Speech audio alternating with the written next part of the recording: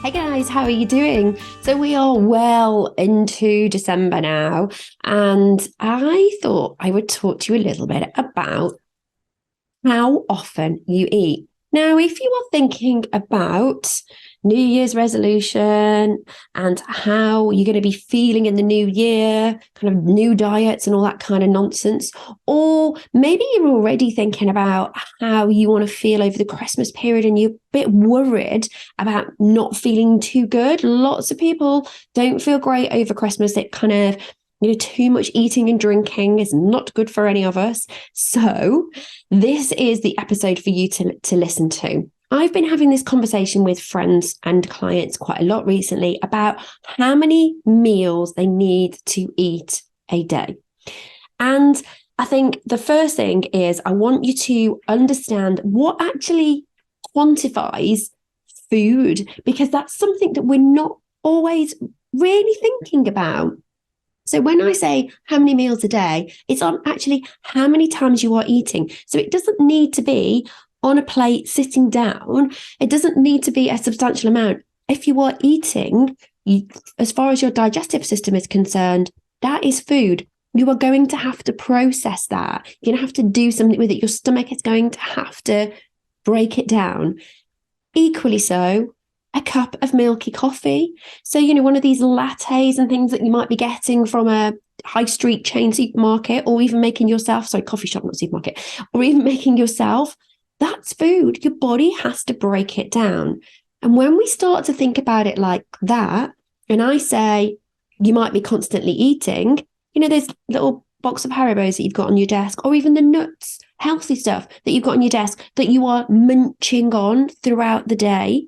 That means you are constantly eating. Your digestive system constantly has to eat. So let's break it down into meals and think about it. So we talk about like 3 meals a day, 3 square meals a day. By the way, do you know where that comes from? So the square meals a day comes from sailors who used to have their meals on a square plate. Now, they didn't have 3 square meals a day. They would have 1 square meal, which was often the evening meal at the end of the day when they're finished working. They might have breakfast and an evening meal, but that was quite lucky if they were it. So the 3 meals a day is quite a modern phenomenon.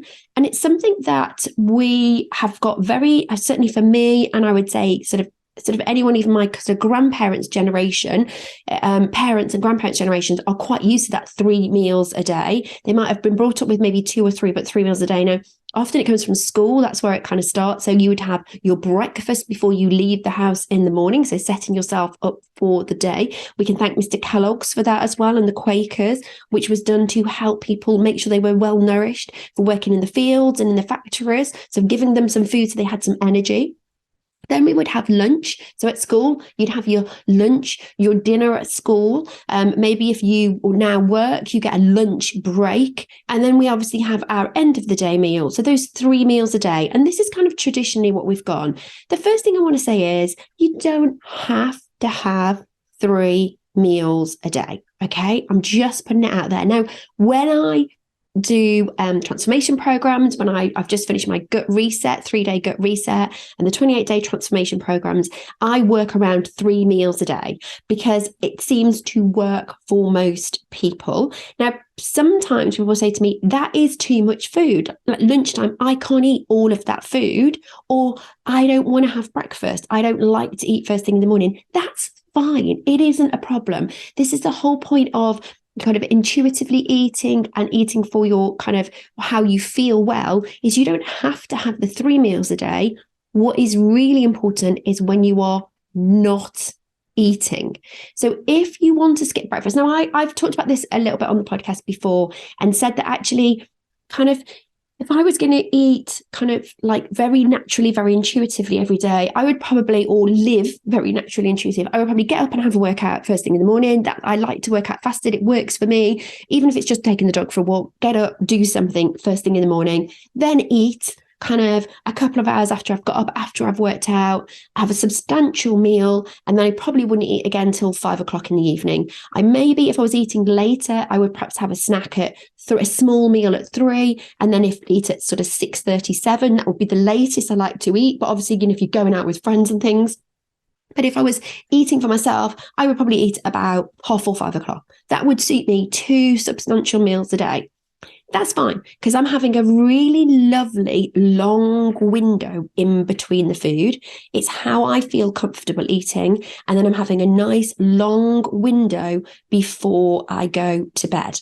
Now, there was a train of thought many years ago where we thought this constantly eating, this snacking, constant snacking, 6 meals a day, 7 meals a day, 8 meals a day, was helping balance blood sugars. Now, there is exceptions to this. If you are a diabetic, you do have to eat differently, but that is because you have a medical condition and you are eating for the medical condition.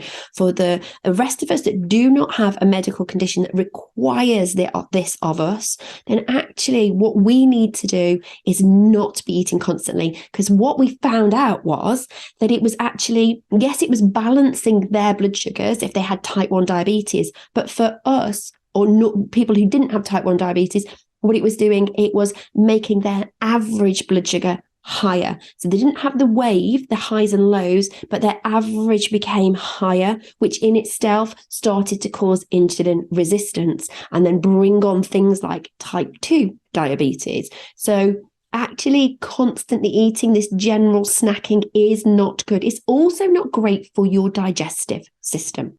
Just coming back to what I kind of said at the very beginning was about kind of thinking about diets in the new year and feeling healthier in the new year.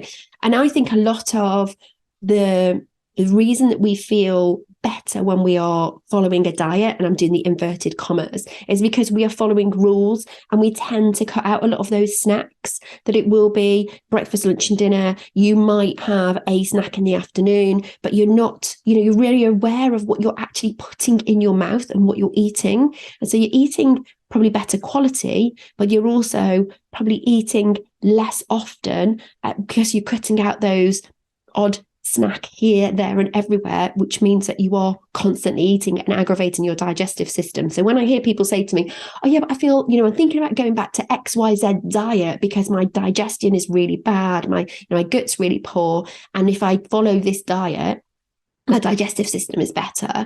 What I encourage them to do is actually keep a bit of a food diary and look at what they are really eating, and then say, actually, can I cut out some of these snacks that I'm unnecessarily having? So I'm giving my digestive system a chance to repair.